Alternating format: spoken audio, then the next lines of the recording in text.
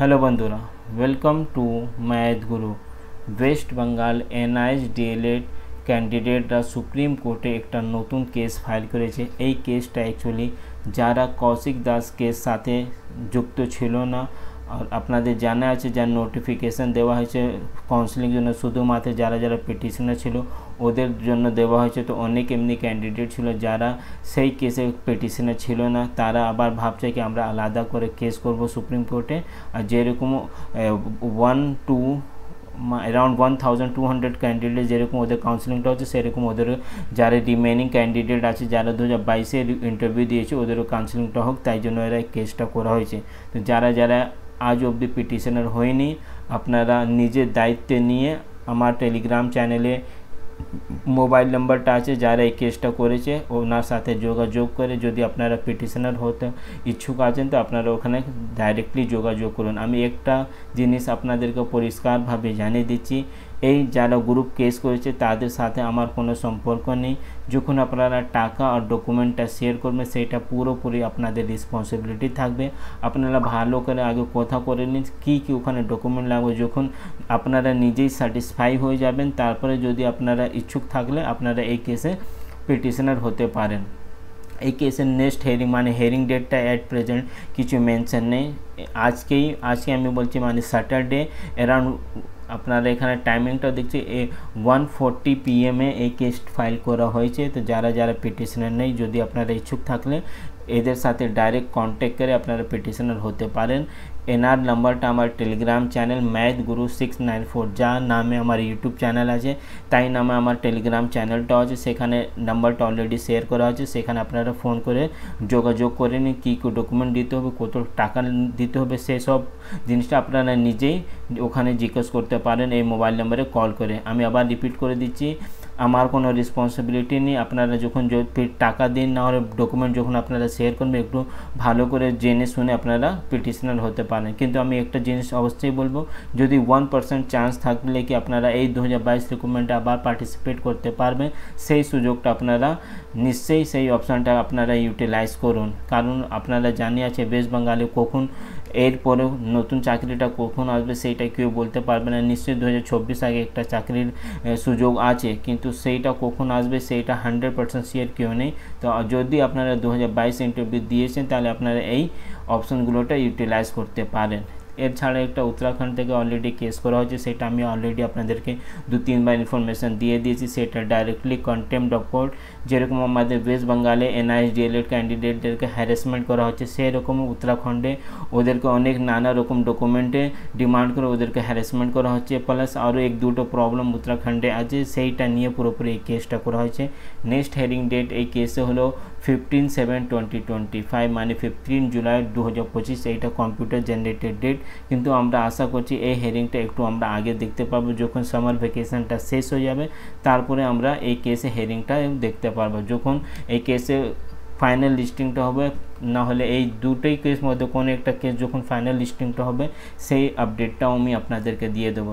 এছাড়া একটা important document আমি পেয়েছি, সেখানে কি কোন স্কুল যারা টিচাররা অ্যাপ্লাই করেছে এনআইএস ডিএলএড থেকে ওদেরকে কি ডিমান্ড করা হয়েছিল সেই পুরো লিস্টটা আমি কি ডকুমেন্ট ওখানে আমাদেরকে দিতে হবে 2017 সালে যখন রেজিস্ট্রেশন করা হয়েছিল সেইটা আমি অলরেডি অ্যারেঞ্জ করেছি। আর এই ডকুমেন্টটা আমি নিজে টেলিগ্রাম চ্যানেলে শেয়ার করবো। এখানে কি আছে, login registration entry by the untrained teacher, the teacher can register login in 2 way if the UDICE code of the school is available or without UDICE code by giving the school name. মানে এই document আমি যা পেয়েছি সেখানে পরিষ্কারভাবে লেখা আছে যে স্কুল UDICE আছে ওরা তো নিশ্চয়ই রেজিস্টার করতে পারবে, কিন্তু যে স্কুলে UDICE নেই ওরাও এই এনআইএস থেকে ডিএলএড করতে পারবে। কি ডকুমেন্ট লাগবে সেটাও আমি আপনাদেরকে দেখিয়ে দিচ্ছি। যে হাইকোর্ট না সুপ্রিম কোর্ট অনেকবার আমরা এরকম কেসটা দেখেছি যে স্কুলে UDICE কোডটা ছিল না, সেখানে অনেক প্রবলেমটা ক্রিয়েট করা হয়েছে। এখানে registration by untrained teacher having UDICE code কি ওখানে দিতে হবে, email ID, mobile, password, confirm password, UDICE code, type of school. এছাড়া আর কোনো ডকুমেন্ট আমাদেরকে ওখানে দরকার ছিল না যখন আমরা এই ফর্ম ফিল আপটা করেছি।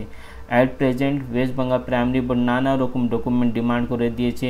ট্রেড সার্টিফিকেট লাগবে, স্কুলে এনএসসি লাগবে, আমাদের যা স্যালারি দেওয়া হয়েছিল 2017 সালে সেইটা ইকুইভ্যালেন্ট আছে কিনা গভর্নমেন্ট স্কুল টিচার হিসাবে, সে অনেক কিছু ওখানে ডিমান্ড করা হয়েছে, আপনাদের জানা আছে। কিন্তু যখন আমরা 2017 সালে ফর্ম ফিল আপ করেছি শুধুমাত্র এই পয়েন্টটা আপনারা যা যা দেখছেন সেই সব জিনিসটা ওখানে ডিমান্ড করা হয়েছিল। তা এই 7-8 বছর পরে গভর্নমেন্ট ভাবছে কি এরকম যদি গভর্নমেন্ট নিশ্চয়ই এরকম কোনো প্রবলেম ছিল সব স্কুলে, তাহলে 2017 সালে এই সব জিনিসটা যা আজকে গভর্নমেন্ট ডিমান্ড করছে সেই জিনিসটা 2017 সালে কেন ডিমান্ড করা হলো না। এইটা হলো ইউডাইস কোড, যে স্কুল আছে সেইটা নিয়ে এসব জিনিসটা দিতে হবে। এছাড়া যে স্কুলে ইউডাইস কোড নেই তারও অনেক টিচার যারা রেজিস্টার করেছে, তো এখানে এনআইএস নিজেই গাইডলাইনটা ইস্যু করেছে যে স্কুলে registration by the untrained teacher without having UDISE code, অনেক এরকম স্কুল ছিল যাদের ইউডাইস ছিল না, তারাও এই ফর্ম ফিল আপটা করেছে। তাদেরকে কি কি দিতে হবে, ইমেল আইডি, মোবাইল, সেখানে স্টার ছিল state, district, select, school name of the school, Aadhaar number, password, confirm password, type of school. মানে এই ডকুমেন্ট দিয়ে আমরা পরিষ্কারভাবে দেখতে পাচ্ছি এনআইএস থেকে যা নোটিফিকেশন দেওয়া হয়েছিল সেখানে পরিষ্কারভাবে লেখা আছে যারা এই ডিএলএড কোর্সটা করবে দুটো ক্যাটাগরি ছিল, একটা হলো যে স্কুলে ইউডাইস কোড নেই আর একটা ক্যাটাগরি ছিল যে স্কুলে ইউডাইস কোড আছে। যাই হোক এটা একটা ইম্পর্ট্যান্ট ডকুমেন্ট স্পেশালি তাদের জন্য যাদের ইউডাইস কোড মেনশন করা হয়নি। এছাড়াও আমি একটা ইম্পর্টেন্ট নোটিশটা পেয়েছি, সেটা অবশ্যই পরিষ্কারভাবে দেখা যাচ্ছে না, কিন্তু এই নোটিশটা 10/11/2017 সালে West Bengal primary board issue করেছিল, যেখানে ওয়েস্ট বেঙ্গল প্রাইমারি বোর্ড নিজেই অ্যাকসেপ্ট করেছে আমাদের যা কোর্স আছে সেটা 2 বছর জন্য ছিল। এখানে কি লেখা আছে, registration will be invalid, regular visit to the portal and following the guideline and instruction shall count toward eligibility for the course and 2-year diploma in elementary education। যেখানে পরিষ্কারভাবে লেখা আছে আমাদের যা কোর্স আছে সেটা 2 বছর জন্যই ছিল। যদি আমি অ্যাজিউম করে নিচ্ছি সুপ্রিম কোর্ট আমাদেরকে জাজমেন্ট দিয়ে দিয়েছি কি আমাদের এই কোর্সটা 18 মান্থে আছে, তাহলে এরকম যে অফিসাররা নোটিশ ইস্যু করেছিল 2017 সালে ওদের উপরে কেস করা উচিত, কারণ এরা মিসগাইড করেছে আমাদের। যখন এই ফর্ম ফিল আপটা করা হয়েছিল আমরা তো এরকম নোটিশটা দেখেই ফর্ম ফিল আপটা করিয়েছিলাম কি হ্যাঁ এই কোর্সটা 2 বছর জন্য আছে আর এই কোর্সে কোনো আলাদাভাবে কিছু প্রবলেম নেই। কিন্তু যখন এই 7-8 বছর পরে ওয়েস্ট বেঙ্গল প্রাইমারি বোর্ড অনেক নানা রকম ডকুমেন্টের ডিমান্ড করছে, কিন্তু 2017 সালেতে এই West Bengal primary board notice issue করেছিল সেই সময় পরিষ্কারভাবে আমরা এখানে দেখতে পাচ্ছি এই ডিগ্রিটা পুরোপুরি 2 বছর জন্য ছিল। এখানে সিক্রেটারি সিগনেচারটা হচ্ছে ডক্টর R.C. বাগচি, তো নিশ্চয়ই এনার উপরে একটা কেস হওয়া দরকার, কারণ ইনি কী করে বলে দিয়েছে এই ডিগ্রিটা 2 বছর জন্য আছে। সুপ্রিম কোর্ট পরে এটাকে আইডেন্টিফাই করেছে কি আমাদের যা ডিগ্রি আছে সেটা 18 মান্থে ছিল, 2 বছর ছিল না। তো নিশ্চয়ই কোথাও না কোথাও একটা মিসকমিউনিকেশন, না হলে এই 2017 সালে যা নোটিফিকেশন দেওয়া হয়েছে সেটা ভুল, না হলে অ্যাট প্রেজেন্ট যা ওয়েস্ট বেঙ্গল প্রাইমারি বোর্ড বলছে সেইটা ভুল। দুটোর মধ্যে কোনো একটা তো ভুল আছে, কিন্তু এখানে কমনটা কি দুটোই নোটিশ ওয়েস্ট বেঙ্গল প্রাইমারি বোর্ডটাই দিয়েছে, সেইটা একটা কমন ফ্যাক্টর আছে। এছাড়া আমি কিছু আর ডকুমেন্ট অ্যারেঞ্জ করেছি, মানে কেভিএসে এনআইএস ডিএলএডদের অলরেডি ডকুমেন্ট ভেরিফিকেশন হয়ে গেছে।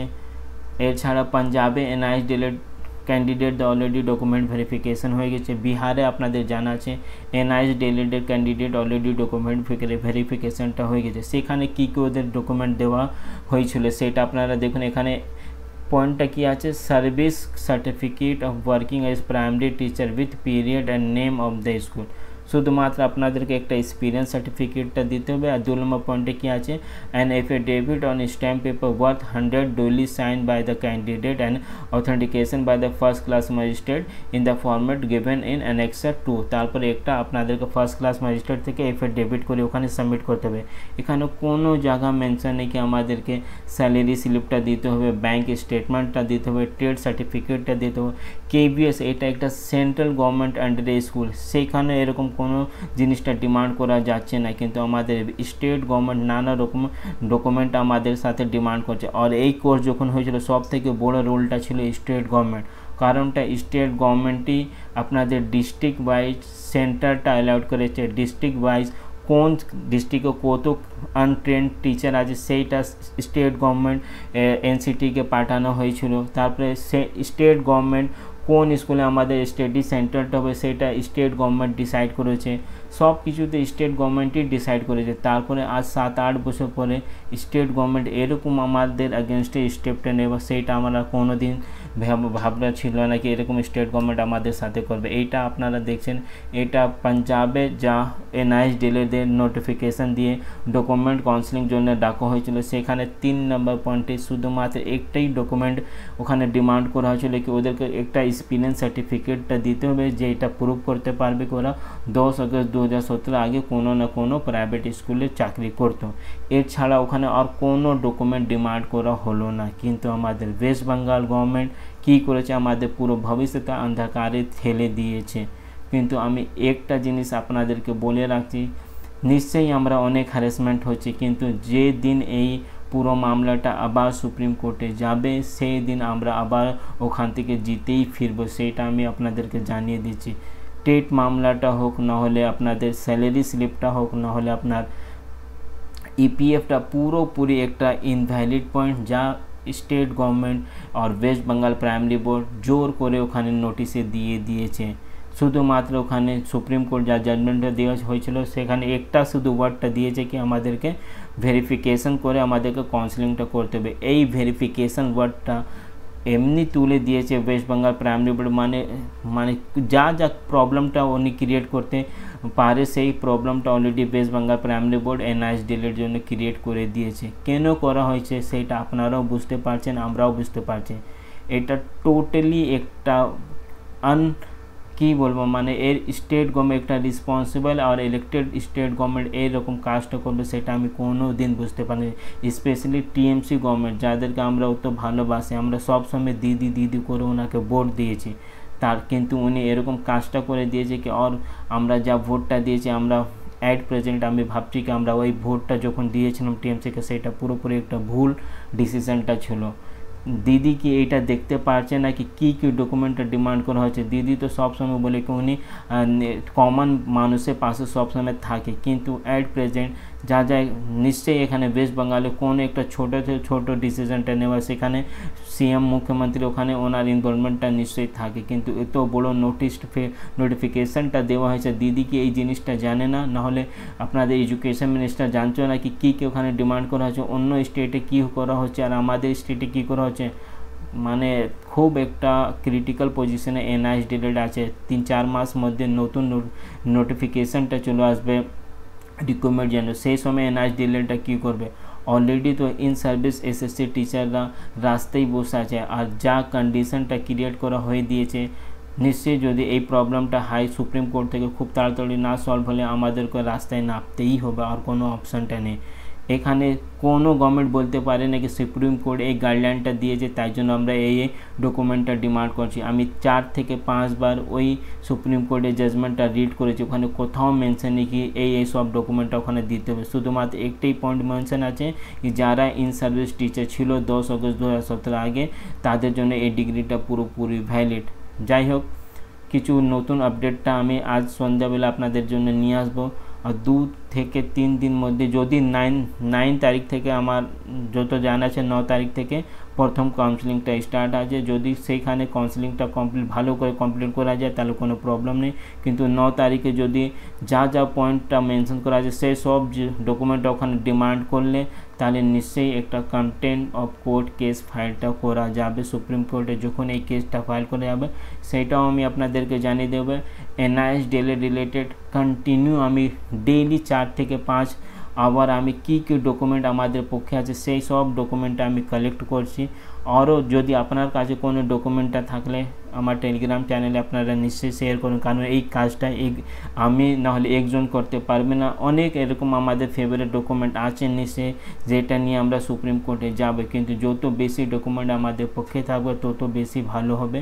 তাই জন্য আমি নিজেই চেষ্টা করছি, আপনারাও একটু চেষ্টা করুন। কিছু আমাদের favourite specially West Bengal government কোনো নোটিফিকেশান ইস্যু করেছিল NISDL এর পক্ষে, যদি আপনার কাছে থাকলে আপনারা নিশ্চয়ই আমার টেলিগ্রাম চ্যানেলে শেয়ার করুন। আমার কাছে কিছু থাকলে তো আমি সব কিছু অলরেডি শেয়ার করছি নিজের টেলিগ্রাম চ্যানেলে। যদি আপনারা এই চ্যানেলে নতুন থাকলে চ্যানেলকে সাবস্ক্রাইব করে রাখুন, প্রত্যেকটা আপডেট এনআইএস ডেলি রিলেটেড আমি আপনাদেরকে দিচ্ছি।